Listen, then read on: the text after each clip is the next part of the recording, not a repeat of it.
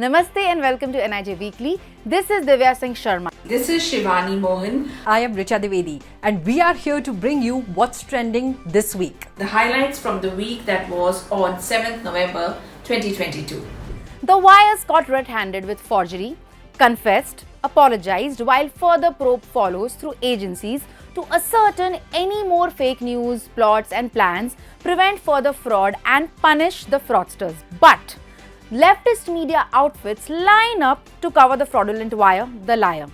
And Delhi chokes due to twofold failure by AAP, one in Punjab by failing to utilize the funds for Parali and two in Delhi by failing to provide solutions that help us breathe, while a lot of money was taken off the central government for the same issues but spent on ads and more ads. In spite of these negatives, this week we bring you some relief and good news. Let's begin NIJ Weekly.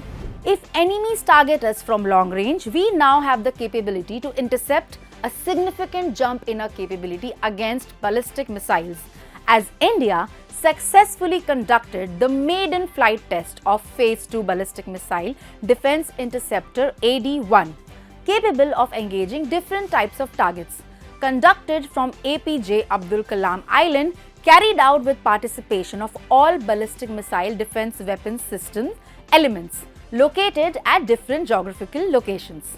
Defense Minister Rajnath Singh described the missile as a unique type of interceptor having advanced technologies and available with a very few nations. And India's Ministry of Defense is world's biggest employer with 2.92 million people, which includes combined active service personnel, reservists and civilian staff, according to a Statista report.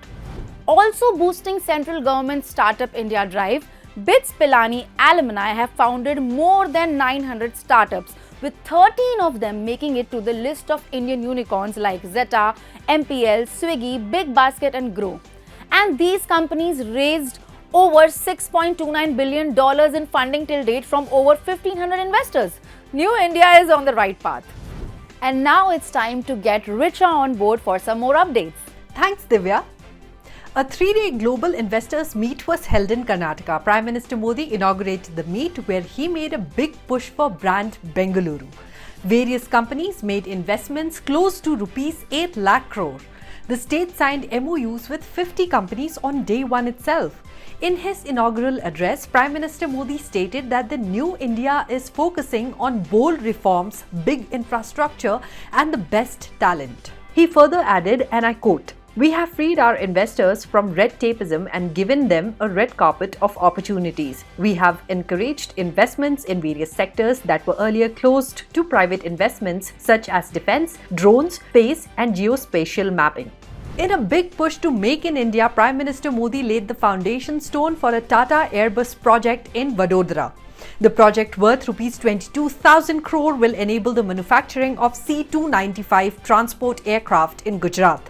This project comes as a big step in the direction of making India a defense aerospace manufacturing hub and preparing it to meet the rising demand for cargo and passenger aircraft in the future. The new facility is expected to undertake aircraft manufacturing and assembly and deliver mission-ready aircraft in transport configuration, equipped with an indigenous electronic warfare suite to the Indian Air Force, thereby boosting its logistics capabilities. Prime Minister Modi stated that the Tata Airbus project will push forward our motto, Make in India, Make for Globe.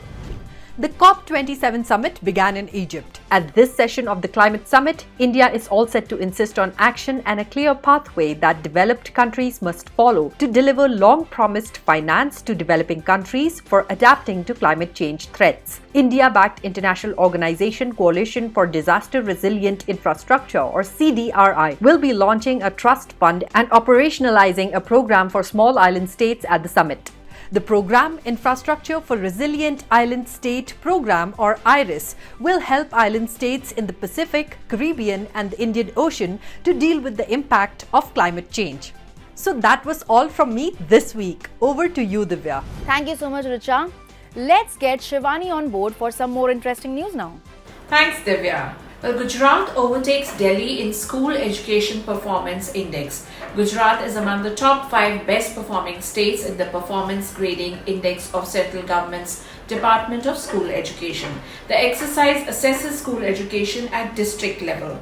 The index, which was announced on Thursday, reveals that Gujarat has secured 5th rank with a score of 903 in 2021, improving from 8th rank and score of 884 in the previous year. Gujarat's performance, according to the data, has been steadily improving.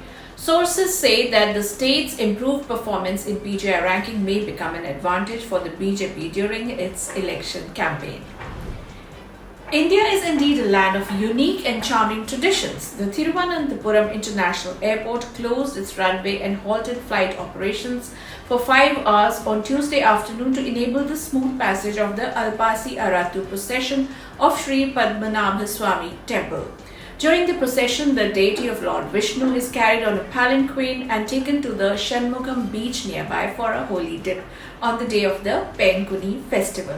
The airport has been stopping operations and rescheduling flights twice in every year for decades to enable the biannual centuries-old ceremonial procession of the famous Padmanabha Swami temple to pass through the runway. No wonder Kerala is called God's own country. That's all from my end today. Thank you, Shivani. Last but not the least, the best news this week.